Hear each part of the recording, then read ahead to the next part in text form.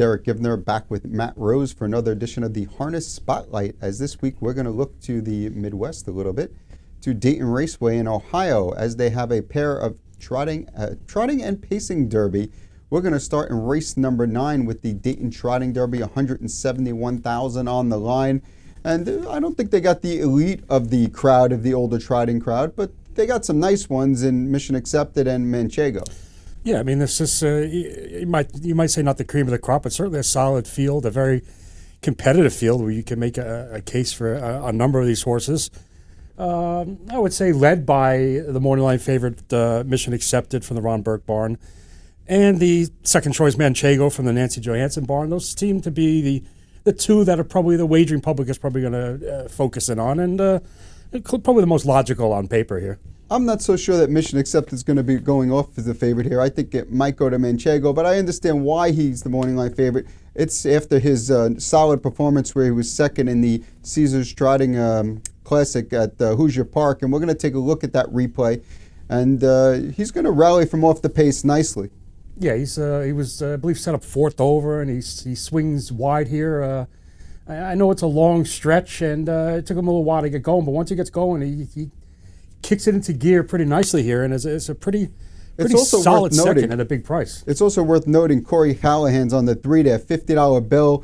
He made a break early in the race, completely blocked, nowhere to go. Looks like he has a little bit of trot, so I think maybe that one's a little bit deceptive on paper because he wasn't that far behind Mission Accepted. Yeah, you're going to get a much bigger price. Yeah, you're going to get a bigger price. I was Trace Tetrick. You have Tim Tetrick in the bike tonight, which is an interesting driver change. This guy's he's been a solid earner for his career. Kind of flown under the radar a little bit, but narrowing in on $150,000, almost $400,000 last year as a 3-year-old. You really can't take anything away from him, other than the fact that his current form hasn't been the greatest. I would argue that his form is better than it looks on paper. Okay, well, that effort last week, he definitely would have been better than 7th if he had some room. The week before was 3rd. It was a solid effort behind some nice horses.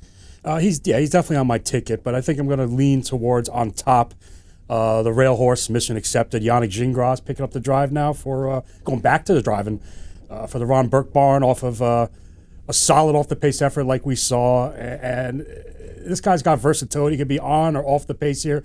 Obviously, Yannick has tactical options from this spot. 2-1 morning line I'm not thrilled with, but you seem to think that Manchego is going to be the favorite, so maybe I'll get a little bit of value with Mission Accepted, and I have a feeling that you're going to chat up Manchego. I am going to. I just love Manchego in this spot. I feel like she's the best horse in the race. I don't even think there's a question as to whether she's the best. Listen, I respect Mission Accepted, and Mission Accepted could win the race, but I think if they all show up with their best effort, Manchego's going to win. And I think the last time out, it was a nice tightener at Scioto, won a race that she was supposed to win, and she won. Obviously, the Maple Leaf, it was a little too tough, but you know what? It happens. Sometimes horses go up to Canada, they get sick. I'm not going to keep that effort on the top of my head there. We're going to think that Manchego goes wire to wire in this spot. I think Mission Accepted looks good, for second. $50 bill as a shot. The 9 Custom Cantab, I think, is a potential horse. If that horse would have drawn, if she would have drawn inside, I would have liked her chances a little bit more. It's going to be tougher where I think Manchego is going to leave. The 7 and 8 both could leave if they wanted to. Custom Cantab might be in a tough spot. Yeah, you mentioned Custom Cantab, over $200,000 this year. Chris Beaver barn always sends out livestock, especially in the Midwest and in Ohio. Like you said, he can't get away last here, Aaron Merriman. He's got to try to leave and get some sort of position, which could possibly happen if there's a breaker or two, which could always happen. These are trotters, no matter how high class of the trotters they are. They're still trotters. There could be a break or two here or there. I could see him trying to leave to get some sort of position, but I agree with you. It's too tough of a spot. I know my chip, a notch below these, but he's shown up before in some stakes events and picked up money. He's another one that could have some speed, maybe make things difficult for Manchego. Also, you didn't even mention Speeding Spur N off a future effort, I guess, in the Cedars Trotting Classic, but this guy's got a lot more ability than that, and he raced well in the Maple Leaf, so you never know if you're looking for a semi-price with this Brian Sears guy in the bike who seems to know his way around the oval. But Mission accepted for me. I like the versatility. I like the post. I like Yannick Gingras getting back in the bike, and I think it's all systems go. Race 9 Friday at Dayton. Matt's going with the 1 Mission accepted. I'm going with the 6 Manchego, and we're going to go to the 11th race on the card, which is the co-feature.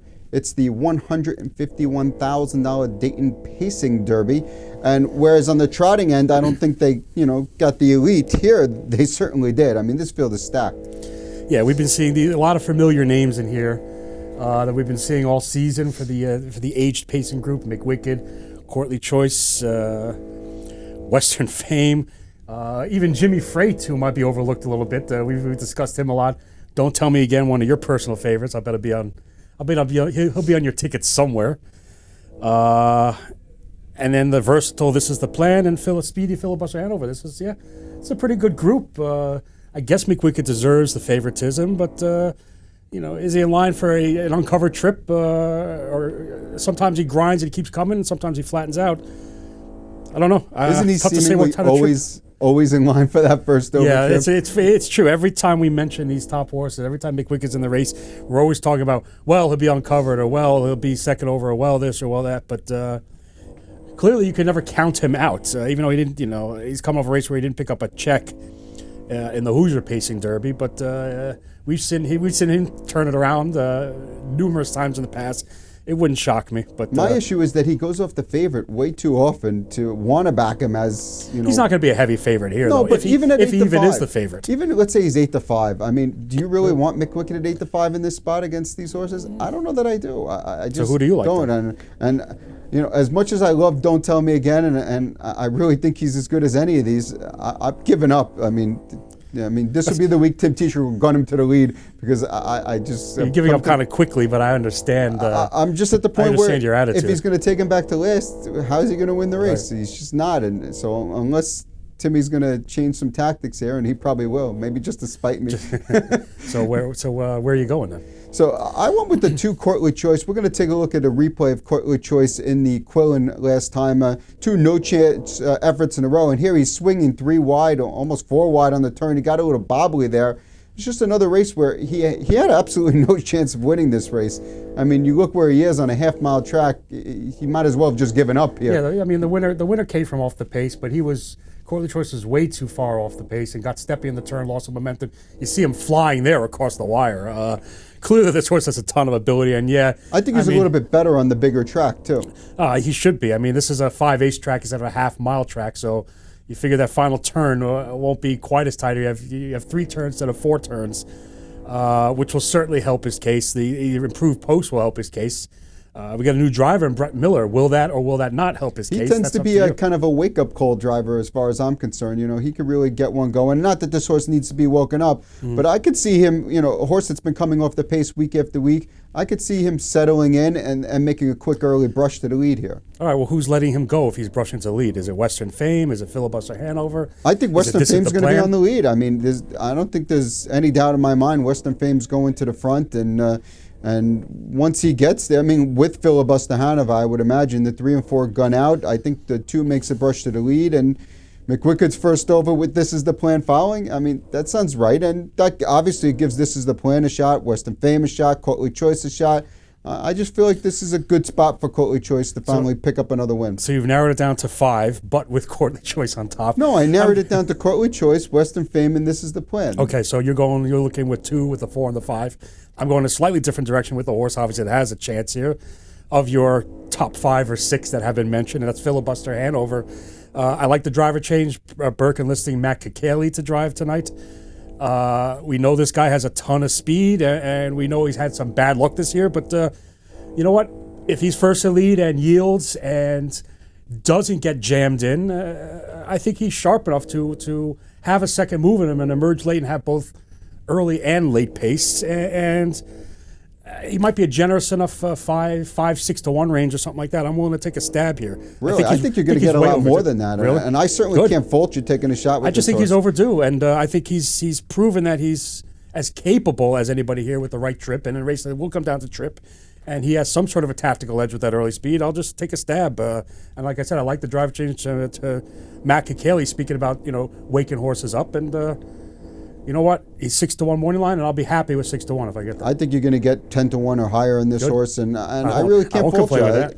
I think he's got a shot in here, so I'm going with the 2 Courtly Choice in the 11th race, the Dayton Pacing Derby. Matt's going with the 3 Filibuster Hanover, looking for a nice price play there. Post time is 6:15. I believe they have a 14-race card on Friday, and we'll have all the action live on Harness Live. You can watch all the stakes action, all the overnight action. It should be a great night of racing. Good luck.